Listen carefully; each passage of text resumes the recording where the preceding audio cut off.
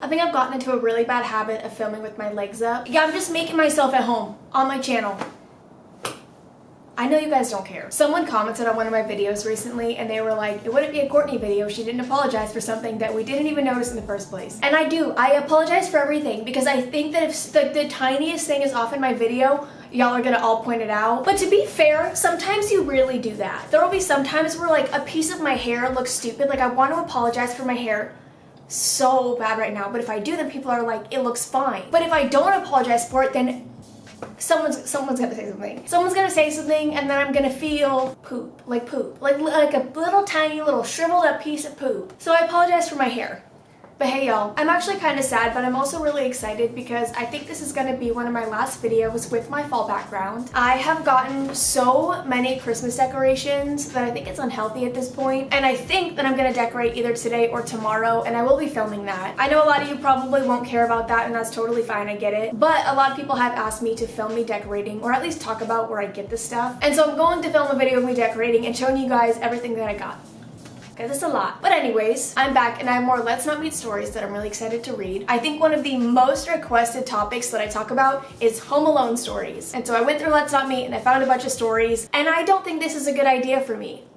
Because I live alone, and so I'm always alone. And I've had some pretty scary experiences. My dad's house has been broken into multiple times. And so I've already had to deal with some of this shit. Like I wasn't home for one of them, or I guess technically I wasn't home for both of them, but I'll get into my story when I tell the story. And so one of these hits really close to home, and I have had these things happen to my family, so this is a horrible idea. But we're gonna do it anyways because y'all want it, and I am here to please. So the first one says, Home Alone, or so I thought. This happened well over 10 years ago, so I'll try my best to describe the events accurately. One of my childhood homes had a balcony that was attached to both my mother's bedroom and mine via double big glass doors in each of our rooms. Next to the balcony are two trees, one I often used to climb up and down from the balcony. This balcony faced out to the street. One night when I was about 13 and my brother and my mother weren't home, I was reading in bed with a very dim reading light. I heard what sounded like something moving in one of the trees outside, but this didn't worry me as possums and bats are common in our area. Now I had thin curtains on the glass doors that separated my room and the balcony. As mentioned previously, the doors faced out towards the street, where the street lamp light was always visible through my curtains. Shortly after hearing the tree rustling noises, I see a shadow slowly moving past the doors, at which point I immediately turn off my reading light and freeze like a deer in headlights. The shadow was tall, so it wasn't one of my neighbor kids that I'm friends with, and it wasn't my all of 5-foot mother. The person moved slowly, creeping as though they were trying to not be noticed. They wouldn't likely be able to see into my room, but I could see them, thanks to the streetlights behind them creating a dark silhouette. They moved past my doors out of sight. I sat there unable to move or even think about what to do other than be absolutely still. That is, until I heard another sound. The sound of someone trying to open a glass door. My mom's door to the balcony. I didn't know if she had locked them or not, but I wasn't taking chances. I moved as quickly and silently as I could to my bedroom door and I locked it. I listened for what the person was doing now.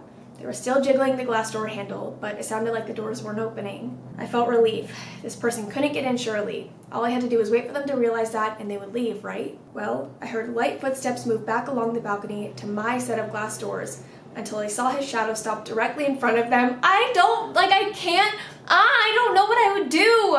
First of all, I don't think I could be standing there just like looking at the person who's about to break in because I would just assume that they can see me even if it was impossible for them to see me.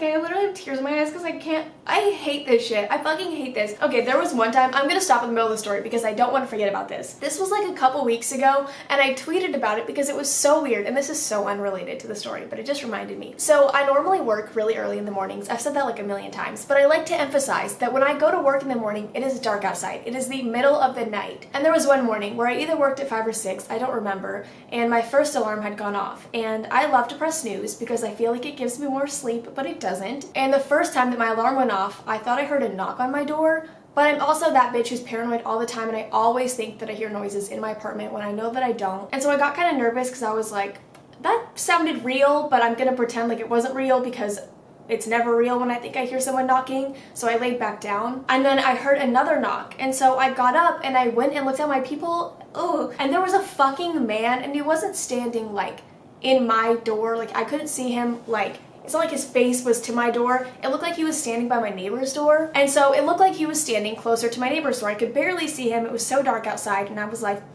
Well, I'm not opening it, and maybe he was knocking on my neighbor's door and I just overheard it because I have hypersensitive ears. Like, I don't know. And so I just assumed he was knocking on my neighbor's door, he wasn't knocking on my door, and that was the end of that. And so I just started getting ready for work, but then I was like, I don't want to walk to my fucking car because I don't know who this is. And so I go to work and everything's fine. But when I leave my apartment, there are 2 water bottles like sitting by the stairs. And it was so fucking random. I don't know. I just assumed that it was like some weird tactic. And I know that it could potentially be some weird tactic. There are sirens. And so someone left like 2 open water bottles. They had barely been drinking from, but they left them like almost in front of my door, but closer to the stairs. And they weren't there the night before because I'd come home the night before. And so I'm assuming whoever came and knocked either on my door or a neighbor's door left them there. I just told that story for a long time and I don't know why I did, but it was kind of freaky. I didn't like it. Not a fan. I threw the water bottles away because I didn't know what else to do with them. And I didn't want them to just like sit there forever and ever and ever. I kicked them though.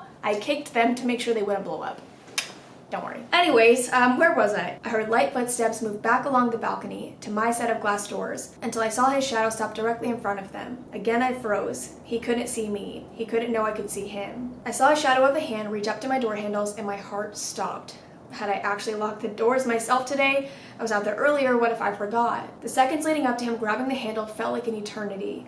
But thankfully, when the person tried to open the door, it did not open. It was locked. I sighed such a sigh of relief. I was worried he had heard it. After this, he began pacing the length of the balcony. I didn't have a mobile phone as my mom thought I was too young to have one, and the landline was at the other end of the house. I was too scared to take my eyes off the person, even to call for help. I was silently crying, tears falling down my cheeks as I internally prayed they would just leave. Then I heard him stop moving, and he said, I could just break the glass, you know. Before I could even process this, I saw car headlights turn around the corner of my street and then stop at our property gate.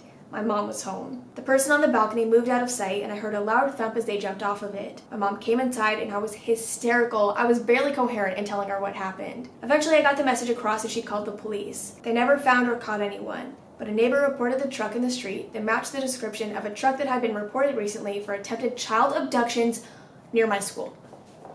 Fucking awesome. Since I walked that short distance daily, the police suspected that he had followed me or seen that I lived there and waited for me to be alone. So creepy dude who scared the hell out of a 13-year-old girl. Let's never fucking meet. Oh, that just made it so much worse.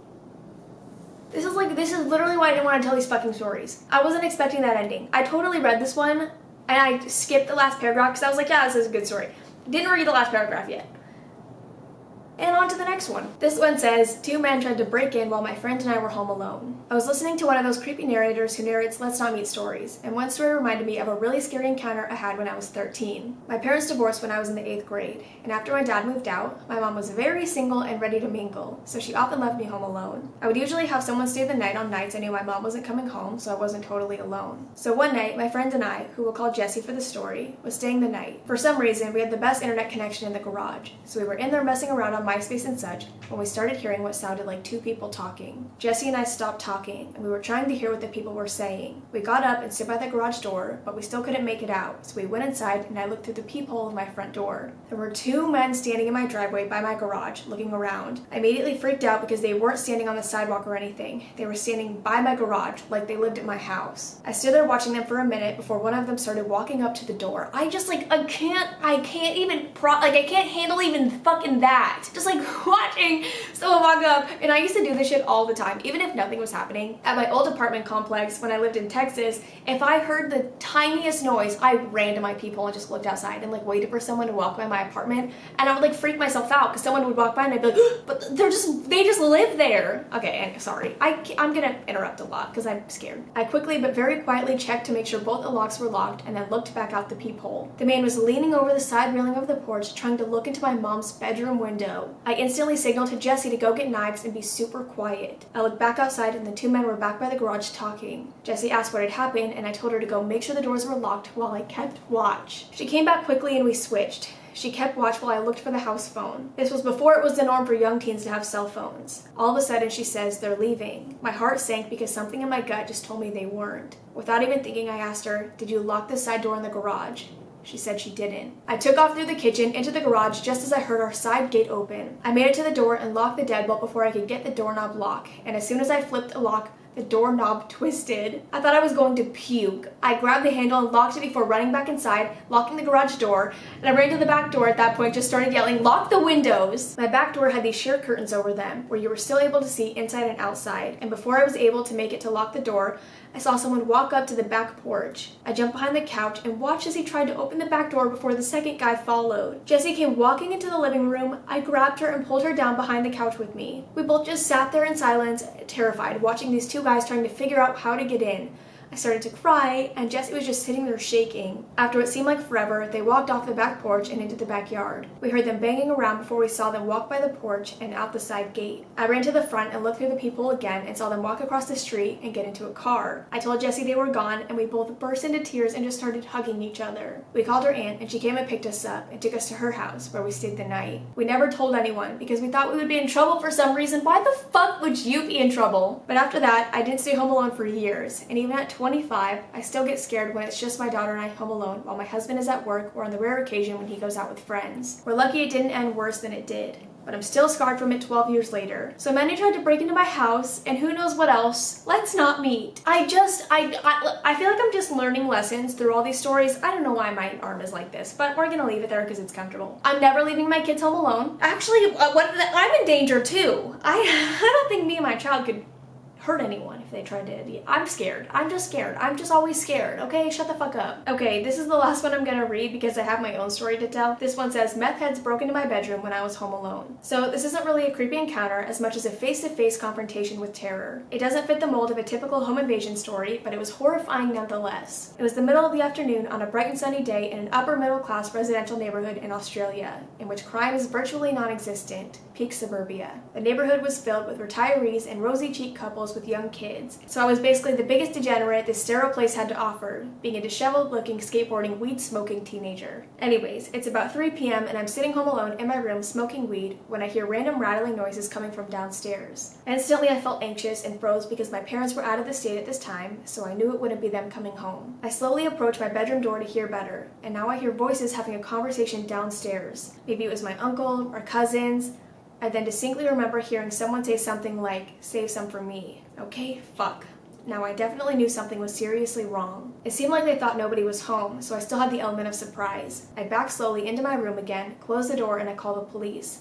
I'd barely been on the phone with them for 30 seconds when I hear footsteps coming up the stairs. The next few moments seemed like they happened in a blur of slow motion, but it also felt like it was over in seconds. I heard them ransack all the other rooms upstairs and then saw two masked intruders open my door and enter my room. When I tell you, I know that I say everything's my biggest fear, but okay, I'm always scared that when I hear noises in my kitchen or in my living room, it's just like my apartment creaking and cracking, but whenever I hear noises, I'm always like, okay, it's nothing, but what if it's not? And what if I look up from sleeping and there's just like a man in my fucking door with a mask on? And then I love envisioning like I'm actually seeing it when it's just like a shadow from a jacket or whatever. Holy fuck. I don't know if I've ever told this on my channel before, but it was so fucking funny when it happened, but also terrifying. I was streaming one time and I don't remember what I was doing, but I turned around to look at something because I think I heard a noise, or I don't know what I was doing, but I turned around and I had a jacket hanging on my door, which I do that a lot. If it's a jacket that I wear almost every day, instead of like throwing it in my hamper, I just throw it on top of my door. I don't know, it's weird. But me throwing it on top of my door, it made a really weird shadow. And so when I turned around, it dead ass looked like Michael Myers, his shadow, was standing in my fucking bedroom door. And I shit my pants on stream. Oh my god, it was terrifying. And then I started laughing once I realized what it was. But I still do that. I still have the jacket hanging on my door, my bedroom door. And so when I look up from sleeping, I look up and it's just, I love freaking myself out. I should just stop doing it. You would think that's a nice solution, but I don't. I still leave it there. First, they snatched my phone off me and hung up on the cops. They started shouting at me to stay on the bed and don't fucking move. They were two skinny males who only looked a couple years older than me. One of them was brandishing a screwdriver to threaten me with and saying he would hurt me if I moved. Then he started screaming at me, asking where the money was, where the drugs were, etc. Basically anything of value to these two junky, low-life scumbags. They definitely looked tweaked out on meth, and being high as fuck on weed myself made everything seem so surreal, like it wasn't really happening. It also kicked my anxiety into absolute overdrive, and it felt like there were literally alarm sirens going off in my head. That's why I don't smoke weed. I'm already paranoid as it is. When I haven't smoked weed in years, but when I used to smoke, dude, I sit there and I'm like,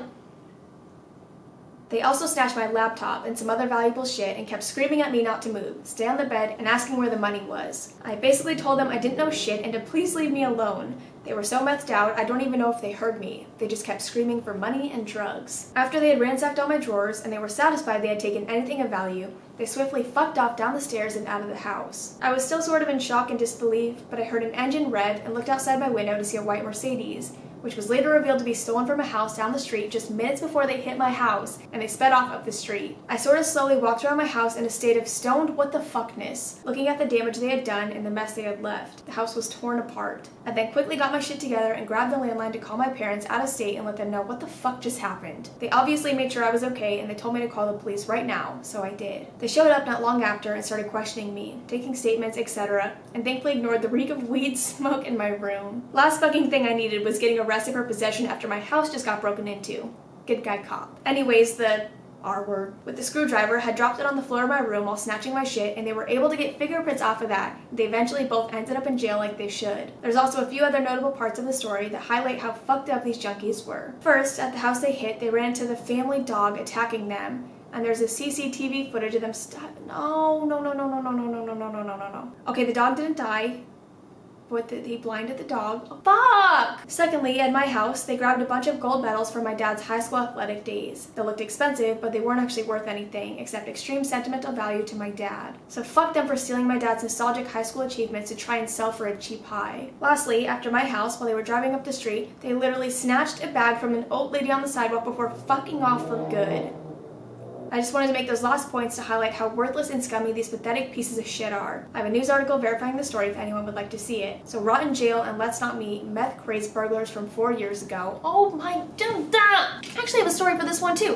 When I told y'all we've been through some shit, Except I haven't told you anything crazy yet. I've just told you really stupid stories. My dad's house got broken into a couple years ago, like in my dad's old house. Not even a couple years ago. This was a long fucking, I was like in high school. So this is a long time ago. But my dad's house got broken into, and obviously none of us knew, none of us were home. I think all of us were at work at this point. And we had a suspicion that they were watching our house for a little bit because there were so many of us who lived there. I mean, honestly, there was probably like my dad, my stepmom, and then like 5 or 6, I don't know, there's a lot of people living in this house. And so they must have been watching it to know when we were gone, when we had work, which is even more terrifying because, like, I don't, like, did they know where I worked? Did they know where my dad worked? Like, I don't know, it's scary, such a scary thought. And my sister was the first one to come home, my older sister. And so she walks into the house and her room happened to be the only room downstairs. And so she walked into her room and all of her drawers were ripped out of her dresser, and she had one of those beds that had drawers underneath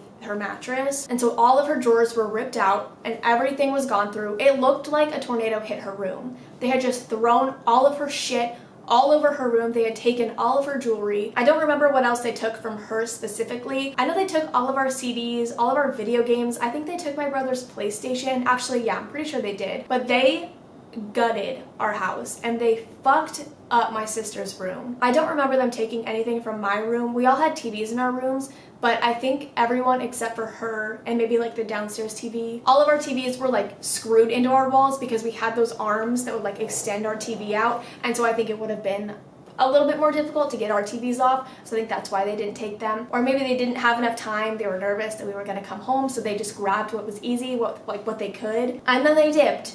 But they really fucked my sister's life up. She was so upset, which like all of us were. We were all scared. But like to come home and to know that a stranger was in there and they went through all of your shit and they just dumped all of your stuff on the ground like it meant nothing, because it does mean nothing to them. Like it just sucks. And like it was really sad. And then after that, I've told this story in full, so I'm not going to go into too much detail, but I'll have it linked down below if you guys do want to watch the video. It's a pretty old video, so it's not a very good video, but like the story's there. My 2 brothers were home alone one time, and I was at a going away party for one of my friends, and I got a call from them, and this is when they were super young, because I was in high school. I think I had just gotten my license, or maybe I'd had my license for a year. I might have been 17.